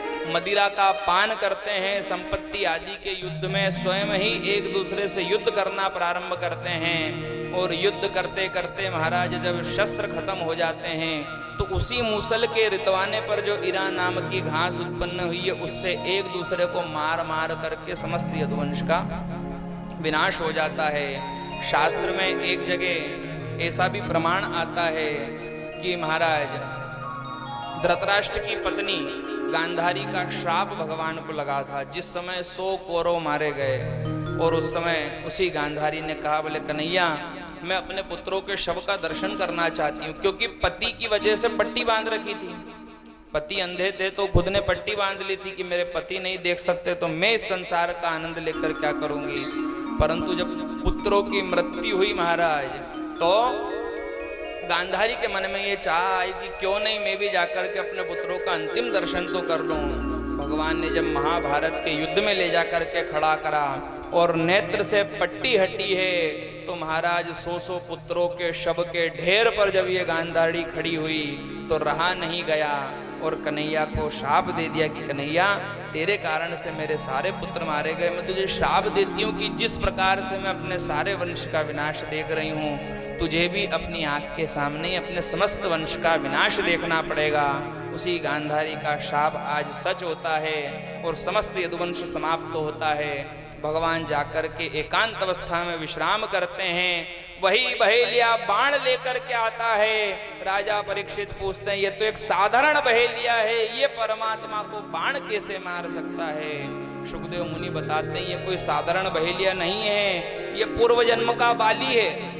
ये पूर्व जन्म का बाली है जिसने महाराज जिस समय प्रभु श्री राम ने छुप करके एक बाली को बाण मार दिया और जब मृत्यु प्राप्त होने लगी तो भगवान राम जाकर के कहने लगे बाली मुझे क्षमा कर दे, तेरी कोई गलती नहीं है, इस सुग्रीव से मेरी मित्रता है, इसकी मित्रता के चक्कर में पड़ के मैंने तुझे बाण मार दिया, मुझे क्षमा कर दे। परंतु बाली क्या कहता है, बोले प्रभु आप क्षमा मत मांगिए, मेरा सौभाग्य है, मेरा सौभाग्य है, जन्म जन्म मुनि जतन कराई, अंत राम कह आवत नाई। हजारों वर्ष जप तप बड़ी बड़ी तपस्याएं करके योगी तपस्वी मुनि अपने प्राण को त्याग देते हैं, पर मृत्यु के समय में मुख से भगवान का नाम भी नहीं निकल सकता। तो मेरा तो सौभाग्य कि उस नारायण की गोद में पड़ा हुआ और मृत्यु मुझे बुला रही है। तो प्रभु इससे अच्छी मृत्यु क्या हो सकती, मुझे तो मर जाने दीजिए। महाराज बाली की मृत्यु हुई और इस लीला के माध्यम से भगवान ने संसार को बताना चाहा कि महाराज जीव को श्रेष्ठ कर्म ही करना चाहिए, क्योंकि कर्म का फल तो उस परमात्मा को और परमात्मा के पिता को भी भोगना पड़ा, तो कर्म के फल से हम बच जाएंगे ये कदाचित भी श्रेष्ठ नहीं है। कर्म प्रधान विश्व रचि राखा। भगवान ने ये बताया कि यदि कर्म में कहीं ना कहीं खोट होगी तो हमें भी भोगना पड़ेगा। भगवान ने गलती से बाली को मारा तो वही बाली बहेलिया बन करके आया। भगवान ने अपने बाप के माध्यम से भी शिक्षा दी कि मैंने मेरे बाप ने गलती करी तो उसको भी भोगना पड़ी। दशरथ जी ने छुप करके श्रवण कुमार को बाण मार दिया तो पुत्र वियोग में माता पिता की मृत्यु हो गई और समय आने पर वही दशरथ जी महाराज चक्रवर्ती सम्राट नारायण के पिता भी महाराज पुत्र वियोग में तड़प तड़प करके मरते हैं। ये कथाएं हमें शिक्षा देती है कि कर्म प्रधान विश्व रचि राखा और जो जस कर ही सो तस फल चाखा। जैसा करेंगे वैसा हमको मिलेगा। भगवान ने बताया कि जीव को श्रेष्ठ कर्म करना चाहिए। वही बाली बहेलिया बन करके आया। परमात्मा वृक्ष के नीचे विराजमान है, अपने बाणों को तरकश पे लगाता है। भगवान पैर पर पैर रख करके विश्राम कर रहे हैं। परमात्मा के चरणों में महाराज सुंदर सुंदर पद्म आदि के निशान हैं। उन्हीं पद्म के निशानों को मृग के नेत्र के समान समझ करके वो बहेलिया बाण चलाता है। बाण आता है, परमात्मा के चरणों को स्पर्श करता है और सशरीर परमपिता परमात्मा वैकुंठ में जाकर के निवास करने लगते हैं। बोलिए सच्चिदानंद भगवान की जय। महाराज परमपिता परमात्मा श्री हरि नारायण अपने वैकुंठ लोक में जाते हैं। इधर महाराज भगवान जब वैकुंठ लोक में गए तो सुखदेव मुनि को राजा परीक्षित को सुखदेव मुनि 7 मिनट में 7 दिन की कथा का श्रवण पान कराते हैं। एक बार स्मृति बनी रहे। बताते हैं कि कथा महात्म के बाद में ऐसा बताते हैं ना कि साहब 7वें दिन सारी कथा को एक बार स्मरण कर लेना चाहिए, शास्त्र का नियम है। तो महाराज पूरे 7 दिन में हमने क्या कथा श्रवण करी, उस क्रम पर एक बार हम थोड़ी सी दृष्टि डालते हैं। कथा महात्म के श्रवण के बाद में व्यास जी के माध्यम से श्रीमद् भागवत महापुराण का निर्माण हुआ। उसी निर्माण के अंतर्गत ब्रह्मा जी के माध्यम से सृष्टि की उत्पत्ति हुई। जब सृष्टि पर कुछ था ही नहीं तो वराह भगवान पृथ्वी लेकर के आए और वराह भगवान ने वही पृथ्वी ब्रह्मा जी को सौंप दी। ब्रह्मा जी ने वही पृथ्वी मनु शत्रुपा को सौंप दी। मनु शत्रुपा मैथुनी सृष्टि का विकास करते हैं और धीरे धीरे सृष्टि का विकास होने लगता है। जब सृष्टि बढ़ती है तो कपिल मुनि भगवान पधारते हैं। कपिल मुनि भगवान के बाद में देवताओं को कोप, देवताओं को अहंकार होता है तो देवताओं के अहंकार का नाश करने के लिए समुद्र मंथन आदि की लीलाओं के माध्यम से पुनः कृपा करने के लिए भगवान वामन रूप में पधारते हैं। वामन आदि की लीलाओं के बाद में राजा रामचंद्र जी का जन्म होता है। भगवान कृष्ण के जन्म के बाद में संपूर्ण श्रीमद् भागवत महापुराण में केवल नारायण की बाल लीलाओं का श्रवण करके परमपिता परमात्मा राजसु यज्ञ के माध्यम से पुनः अपने धाम में जाकर के निवास करते हैं। हे राजा परीक्षित, उसके बाद में कलयुग आता है। सुखदेव मुनि राजा परीक्षित को क्या बता रहे हैं कि उसके बाद में कलयुग आता है और वही कलयुग राजा परीक्षित की बुद्धि में निवास करता है।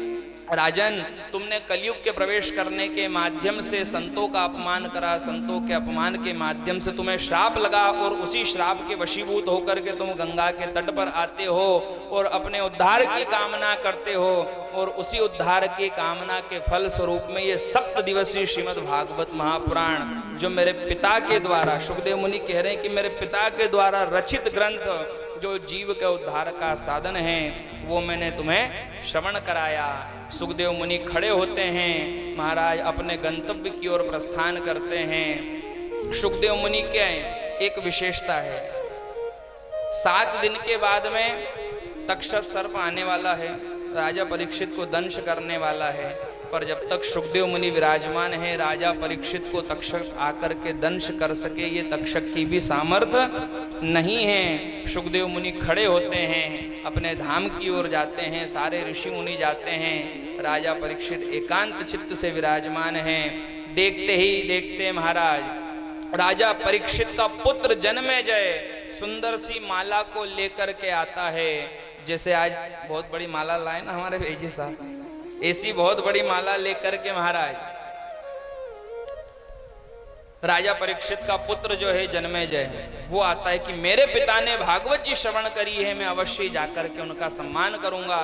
जो ही माला लाकर के गले में पहनाता है उसी माला के अंदर से बाल स्वरूप धारण किया हुआ तक्षक विशाल काय स्वरूप में प्रकट होता है। राजा परीक्षित के शरीर को दंश करता है। राजा परीक्षित का पांच भौतिक शरीर तो जल करके भस्म हो जाता है और देखते ही देखते राजा परीक्षित के शरीर में से एक दिव्य ज्योति निकलती है जो परमपिता परमात्मा नारायण के धाम को चली जाती है। बोलिए सच्चिदानंद भगवान की जय। महाराज आगे चल करके एक छोटी सी कथा और इसी राजा परीक्षित का जो पुत्र है जन्मेजय उसके मन में यह आया कि सर्पदंश के माध्यम से मेरे पिता की मृत्यु हुई, मैं सर्पों का विनाश कर दूंगा। तो आस्तिक मुनि के साथ में मिलकर के यज्ञ करने लगा, सर्पों की आहुतियां देने लगा। महाराज तब जाकर के ऋषि मुनियों ने बताया कि एक राजा के लिए कदाचित भी श्रेष्ठ कार्य नहीं। जन्मेजय के बाद समझ में आई, जन्मेजय भी अपने पिता के समान भगवान की भक्ति में लीन हुआ और दिव्य देवी के चरित्र को श्रवण करके वह भी परमात्मा के धाम का निवासी बना। महाराज 7 दिन कथा को हमने श्रवण किया।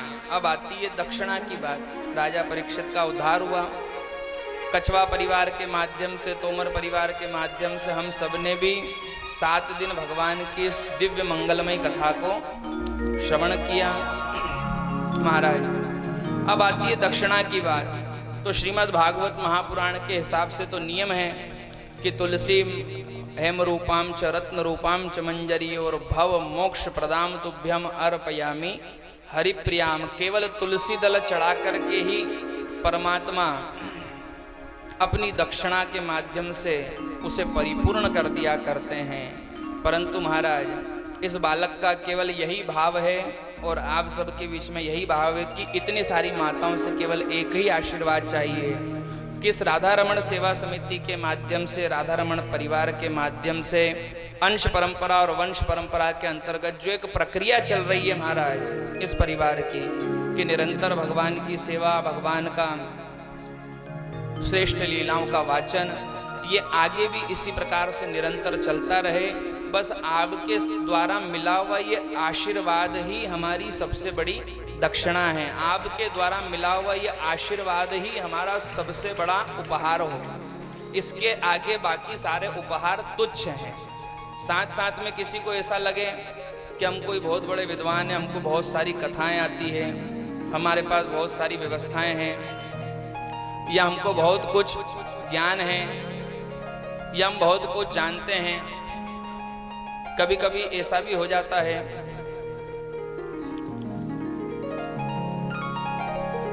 माँ दे दीजिए प्रसाद।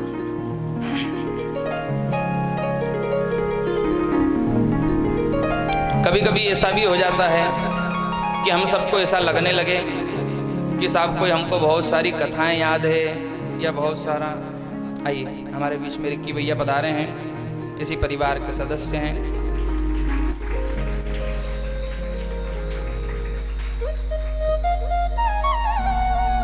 तो यदि ऐसा लगे कि साहब हमको कोई बहुत सारी कथा आती है या हम कोई बहुत विद्वान है, क्योंकि हो सकता है 7 दिन आपके सामने कथा बोली, तो हो सकता है बोलने में कई जगह गलती हुई होगी, कई जगह ऐसा लगा होगा कि साहब हमने कुछ गलत तो नहीं बोल दिया। तो हो सकता है कि आप फिर बाद में जाके बात करो कि महाराज ने ऐसा सुना है, ऐसा तो है ही नहीं, ये तो कभी सुनिए ही नहीं। तो महाराज उस बात को ऐसा कह करके छोड़ देना, क्योंकि न तो हमको कोई बहुत ज़्यादा कथा आती, न बहुत ज़्यादा सूत्र आते, न बहुत ज़्यादा विद्वान हैं, और महाराज ज़्यादा विद्वान की बातें समझ भी नहीं आती। क्योंकि एक बार की बात, एक महाराज जी जो बहुत विद्वान, संस्कृत में पता नहीं कौन कौन सी डिग्रियाँ, और अपनी मोटरसाइकिल से जाने लगे, और जो ही मोटरसाइकिल से चले हैं तो महाराज मोटरसाइकिल हो गई पंचर। अब पंचर की दुकान पर जाकर के कहने लगे, बोले सुनिए श्रीमान, विद्वत्ता किसको दिखा रहे हैं? पंचर वाले। क्या कह रहे हैं कि सुनिए श्रीमान, हमारी द्विचक्रिका के प्रथम चक्र में वायु का दबाव कम हो गया, कृपा करके अपने वायु भूषणिका यंत्र से द्विचक्रिका के प्रथम चक्र में वायु का दबाव सम करने की कृपा करें। अब वो पंचर वाला के कि मेरा काम तो ये महाराज जी कहीं के तो चारों चंदन लगाया आया ना, दुपट्टो ओढ़ियो ना, कहीं करूँ कहीं क्या करना है महाराज जी?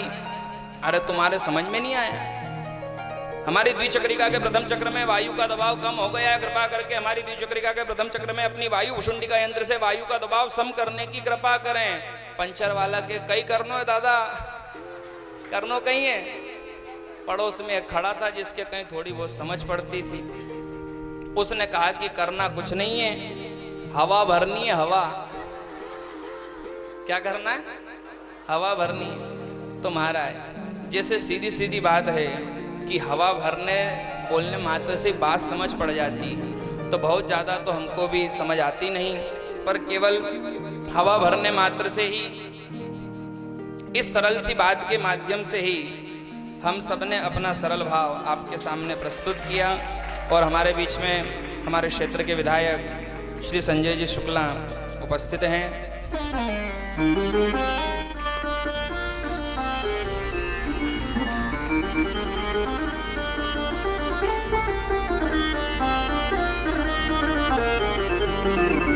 बड़े ही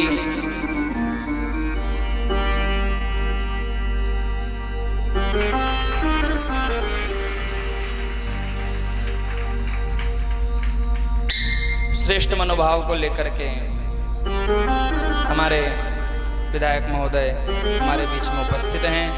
एक बार जोरदार कलतर ध्वनियों से इनका स्वागत करें। आप सबको एक छोटी सी जानकारी दे दें कि भैया के घर पर भी बहुत बड़ा श्रीमद् भागवत महापुराण का पितृपक्ष में आयोजन चल रहा है और उस कीमती समय को निकाल करके मैं जानता हूँ पप्पू भैया के माध्यम से जानकारी है मुझे, और भैया अपने कीमती समय को निकाल करके हम सबके बीच में, आज वहाँ भी पूर्णाहुति का दिवस है और फिर भी समय निकाल करके भैया पधारे हैं, तो ये कहीं न कहीं क्षेत्रवासियों पर भैया का प्रेम और अनुग्रह है। और ऐसा ही प्रेम और अनुग्रह संजय जी शुक्ला का हम सबसे और हमारा इनसे बना रहे और परस्पर ये जो गाड़ी है राजनीतिक क्षेत्र की चलती रहे, बस यही कृपा भगवान से। तो राजा परीक्षित का मोक्ष हुआ और सरल भाषा में सरल तरीके से सत्संग की महिमा आदि को समझाने का प्रयास किया महाराज। और यहीं पर 7 दिवसीय श्रीमद् भागवत महापुराण का विश्राम होता है, क्योंकि अब समय करता इनकार, प्रभु को करें नमस्कार और एक बार बाके बिहारी लाल की करें जय जयकार। और श्री ठाकुर जी से, हमारे राहुल भैया से मैं निवेदन करूंगा, समस्त कछवा परिवार से कि वे आएँ, व्यासपीठ का पूजन करें और जितने भी कलाकार जिनके माध्यम से हमारा 7 दिवसीय आयोजन पूर्ण हुआ पूजन करें। और साथ साथ में श्री ठाकुर जी से यही प्रार्थना करें कि कन्हैया और कुछ नहीं चाहिए, क्या करना है, बोले इस श्रीमद् भागवत महापुराण के रूप में तू बार बार आकर के विराजमान होते रहना। तो सुंदर सा गीत गाते हुए झूमते नाचते हुए गीत गाएं और भगवान का पूजन करें। और क्या कहें कि जल्दी जल्दी आना भगतो, जल्दी जल्दी आना, अरे जल्दी जल्दी आना भगतो, जल्दी जल्दी आना।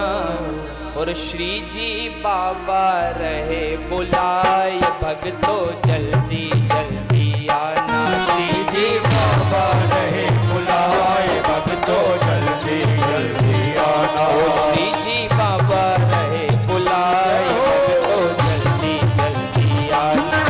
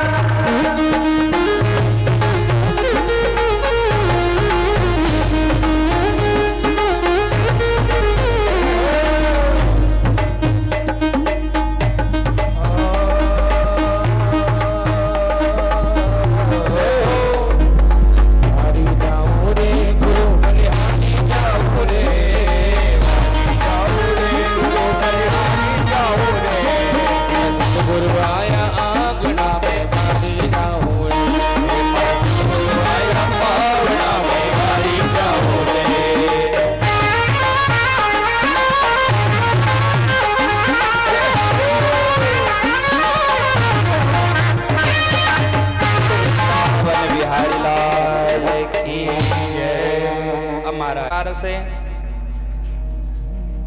कि आगे भी ऐसे ही श्रेष्ठ आयोजन होते रहें और भगवान कृपा करता रहे।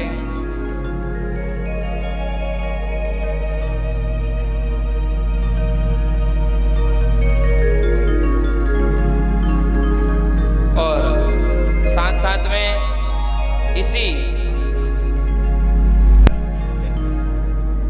साथ में जिस मन को सब बढ़िया हो जाए,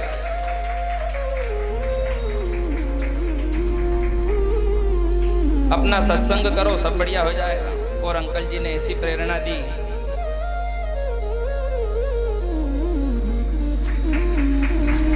कि महाराज श्री ठाकुर जी ने कृपा करी।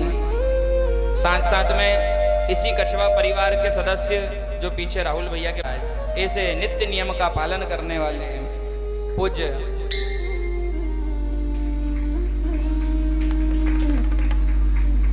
हमारे काका जी का, साथ साथ में इसी कछवा परिवार के साथ में हमारे काका जी से निवेदन करना चाहूंगा। महाराज काका जी शांति कुमार जी नूतन, मैं निवेदन करूंगा बाबूजी आगे आए, कोई जाए पीछे बाबूजी को हाथ पकड़ के आगे लाएं।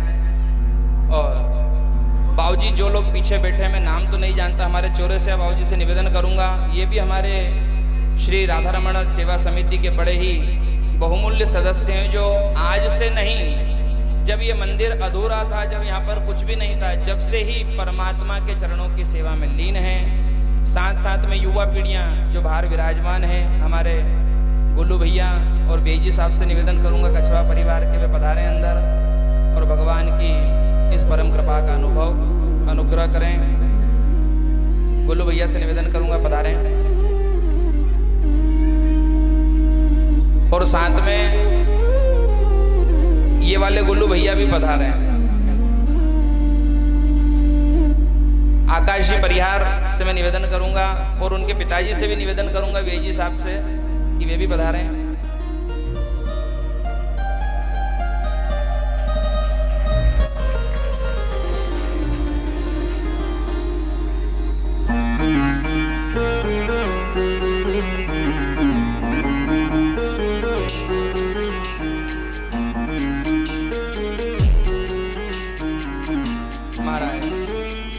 और भी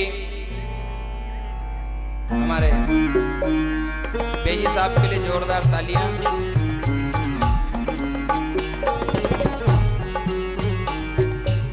हमारे कछवा परिवार के आज के यजमान जिन्होंने भगवान का पूजन किया, रिक्की भैया से मैं निवेदन करूंगा पधारे अंदर।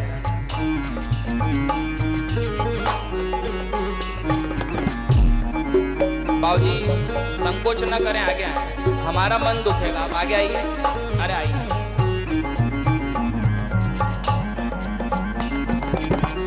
सुरेंद्र जी राजपूत से निवेदन करूंगा वे आगे आए। और साथ साथ में आज के हमारे मुख्य यजमान जो पूना से माला लेके आए, तेजी साहब, वे भी आगे आए।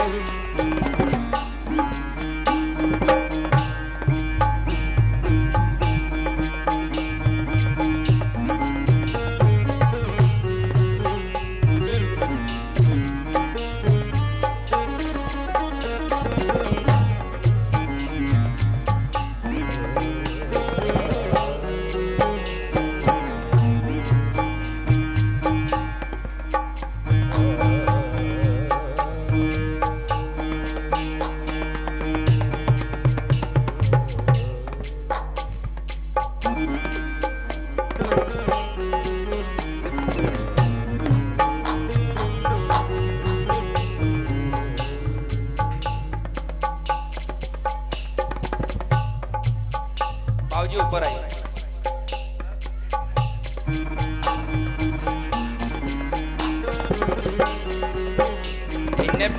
इनने पिनाई तो सरी, पर इनको मालूम तो पड़े कि 5 किलो की माला पहनने के बाद होता क्या है।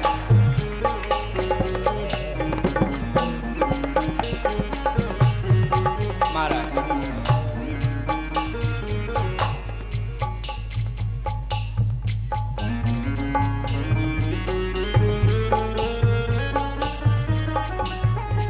राहुल भैया के मन का भाव है कि हमारे पूज्य पिताजी का भी सम्मान होना चाहिए।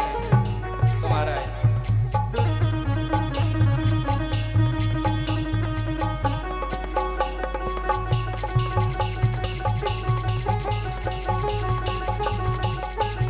राधारमण महिला मंडल की तरफ से मैं निवेदन करना चाहूँगा, कोई भी एक माता जी आकर के हमारे परिवार के आयोजक मामी जी का स्वागत करें। कोई भी एक महिला आगे आए, मैं नाम नहीं लेना चाहूँगा, तो कोई भी आ जाए।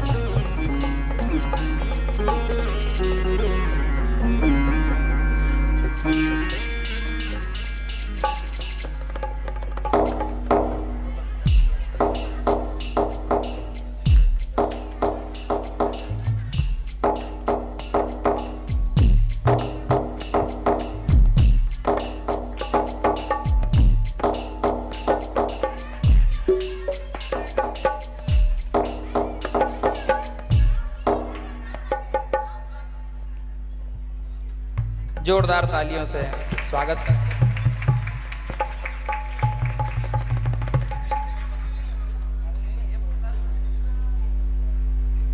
और महाराज आकाशी परिहार का स्वागत राहुल भैया करते हैं। और साथ साथ में हमारे बीच में विकास भैया के पिताजी से मैं निवेदन करूंगा वे आएं और श्री ठाकुर जी का प्रसाद ग्रहण करें।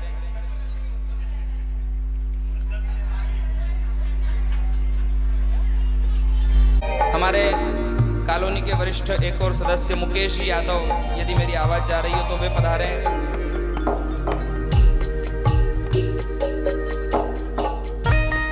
मनोज जी से मैं निवेदन करूंगा, मनोज जी